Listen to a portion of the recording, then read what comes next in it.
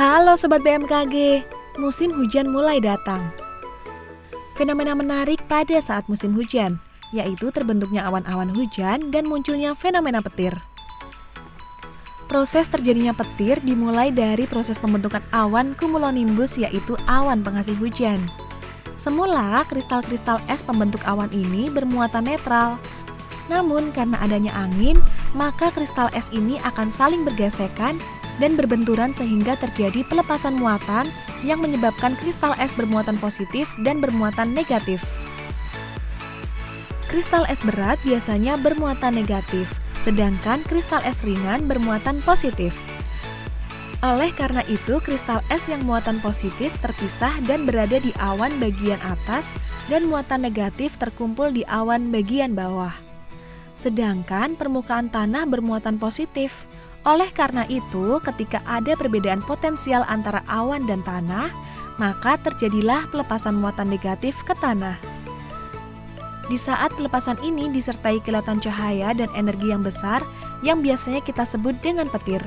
Dan pada saat muatan negatif mampu menembus ambang batas isolasi udara, maka terjadi ledakan suara yang kita dengar sebagai suara gemuruh atau guntur. Tipe petir dapat dibedakan menjadi 4, yaitu petir awan ke tanah atau cloud to ground atau CG. Petir CG adalah petir paling berbahaya dan merusak karena sambarannya mencapai permukaan tanah. Petir awan ke awan atau cloud to cloud yang biasa disingkat CC adalah petir yang terjadi antara awan. Tipe petir ini cukup berbahaya untuk aktivitas penerbangan.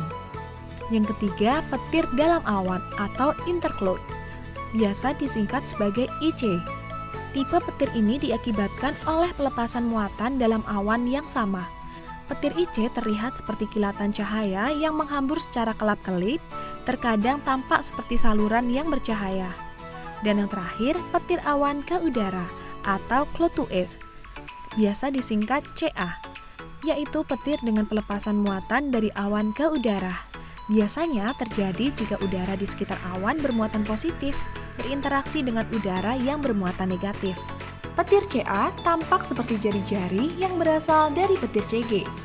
Alat yang digunakan BMKG untuk melakukan monitoring kejadian petir adalah Lightning Detector Nextone. Prinsipnya, gelombang elektromagnetik yang dikeluarkan petir ditangkap oleh sensor LED berdasarkan frekuensinya, yang kemudian diterjemahkan oleh PCI Card Storm Tracker. Hasil terjemahan berupa rekaman kejadian petir selama 24 jam serta menunjukkan lokasi kejadian petir, jenis petir, dan kerapatan petir. Meskipun terlihat berbahaya, namun petir juga memiliki manfaat, di antaranya petir menghasilkan nitrat yang dibawa oleh hujan yang bagus untuk tumbuhan. Petir menghasilkan ozon untuk menghalangi sinar ultraviolet. Petir mampu membunuh bakteri dan kuman, dan petir mampu menghasilkan pancaran sinar gamma yang berfungsi untuk mengurangi kestabilan oksigen dan nitrogen yang ada di udara. Petir juga memiliki dampak sambaran secara langsung yang sangat dahsyat, hingga bisa menyebabkan kerusakan seperti terbakar dan retak di objek tersebut.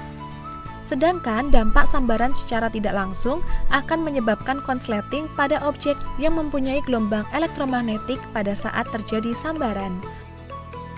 Apa yang bisa kita lakukan untuk terhindar dari sambaran petir? Segera masuk ke dalam ruangan atau mobil jika sedang berada di luar ruangan dan mendengar guntur. Jika sedang berada di kolam renang, segeralah naik dan menjauh karena petir dapat menghantarkan energi ke air.